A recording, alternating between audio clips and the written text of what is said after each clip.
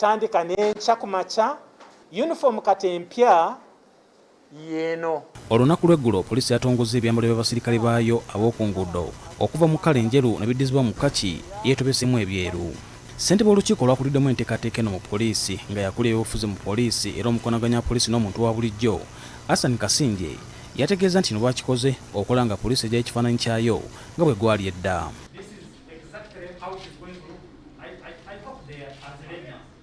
Oluvannyuma lw'ebyambalo bino okutongozebwa olunaku lw'eggulo olwayo tubukeereza nkokola ne tukako mu bifo eby'enjawulo okwetooloola ekibuga Kampala ngeno tusanze abasirikale bano baanekedde dda mu byambalo byabwe era ng'emirimu bagitambuza bukwakku.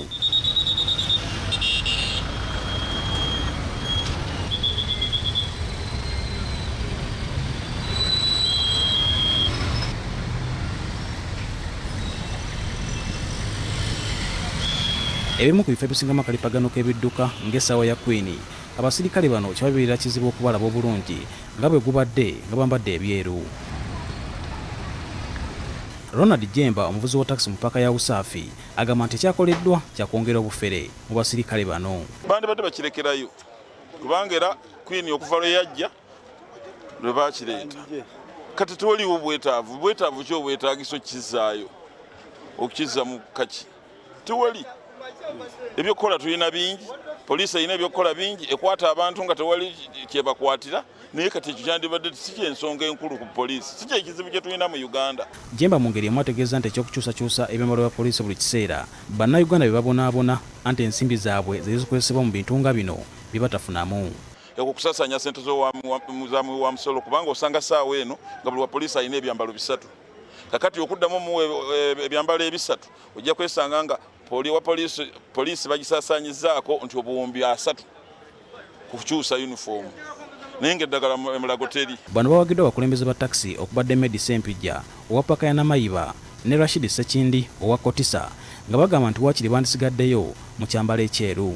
Bannayuganda bakuzemu ku myaka si kipya nnyo gye tuli abanga abadereva baludde kuva nga tuvuga emmotoka waffe natujjukira nti era traffic police uniform yali ya kaki naye nga emikono gino gye giriko akagoyi akeeru.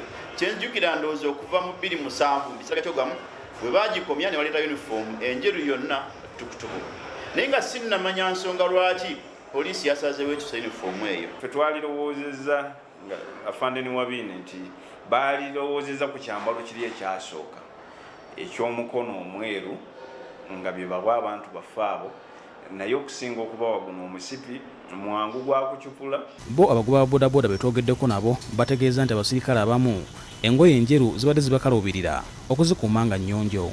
Ng'ojobalabe nti ziri uniform eziri eza white ezibadde bw'ogenda ku CPS waliwo abadde batasobola kuzimaintaininga bulungi nga nkyafu nga zirina amabala zonna naye kaakati zino zigenda kubayamba okukweka kiri. Bitu bwe tubaawula ng'obalengerera eri n'omanya nti abo batrafiki naye kati tokyayawula wa trafiki natali wa trafiki. Kinajjukirwa nti poliisi evunaanyizibwa ku bidduka ez'ekyusa ebyambalo ng'ekyakyaka ennyo kyekyalo ekya langi eya kkaki nga kiriko omukono omweru era abantu ne babakazaako erya mikono myeru. Kyokka waliwo abagoba b'ebidduka abeemulugunya ku byambalo bino nga bagamba nti abasirikale bano tebabalaba bulungi singa babeera babayimirizza era kiteeberezebwa nti kyandiba nga kyekyaviirako abakulu okukikyusa okudda ku kyambalo ekyeru. Sirikale ono wa wansi ono asobola naye okuvaayo n'ayimiriza emmotoka ate nga tujja mukuba gaasi ojja kulowooza nti akola ki kyoba wa trafiki so nga naye agenda kuyiiya buyiiya kukola ki kukubba.